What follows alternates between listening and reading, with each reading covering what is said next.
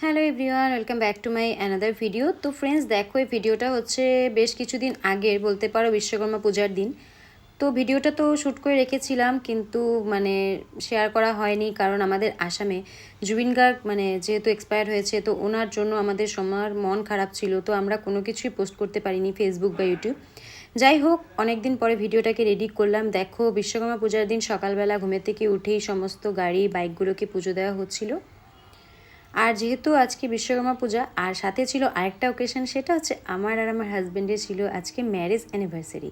তো আমাদের 8 ইয়ার marriage anniversary ছিল আজকে।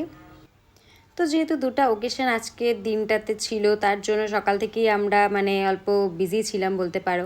আর এদিকে দেখো, বিকেলবেলা আমরা রেডি হয়ে বের হয়ে গেছিলাম, একটা জায়গায় বিশ্বকর্মা পূজা হয় বেশ বড় করে, তো রেলওয়ে ওয়ার্কশপে। তো সেখানে আমরা চলে গেছিলাম, আমি, হাজব্যান্ড, মেয়ে আর দাদা, 4জন মিলে প্রথমে চলে গেলাম একটু মেলাটা ঘুরতে।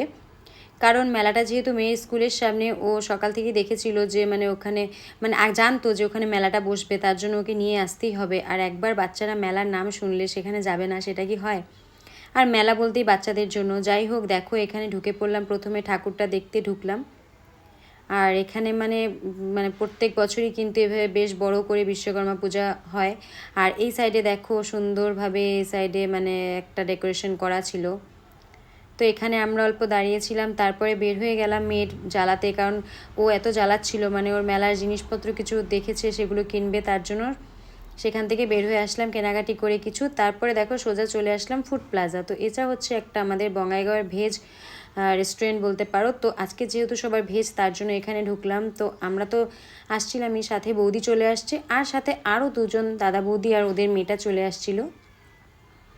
তেমন তো কিছু অ্যানিভার্সারিতে আমরা প্ল্যান করিনি, জাস্ট ছোট্ট একটা অ্যারেঞ্জমেন্ট ছিল, এই 5-6 জন মিলে বলতে পারো। তা আমরা প্রথমে চলে গেছিলাম, তো তারপরে দাদা বৌদিদের আসতে একটু লেট হচ্ছিল, তো তার জন্য আমরা বাচ্চাদের জন্য একটু চাউমিন অর্ডার দিয়ে দিয়েছিলাম, আর এদিকে কফি নিয়েছিলাম। ততক্ষণে দেখো দাদা বৌদিরা চলে এসেছে। তো আসার পরে আমরা অল্প গল্প করছিলাম অল্প, তারপরে সবাই মিলে একটা কেক নিয়ে আসলো, আমাদেরকে কেক কাটাবে।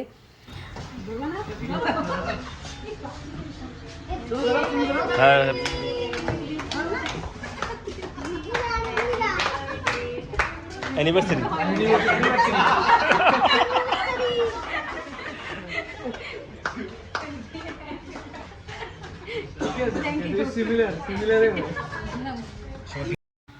তো কেকটা কাটার পরে সবাইকে খাইয়ে দিচ্ছিলাম অল্প। আর কি বলবো, এভাবে অ্যানিভার্সারিটা কিন্তু আমাদের খুব কমই সেলিব্রেট করা হয়। তো যাই হোক, কারণ বিশ্বকর্মা পূজা থাকে, তার জন্য আমাদের অ্যানিভার্সারিটা সেলিব্রেট করা হয় না তেমনভাবে একটা।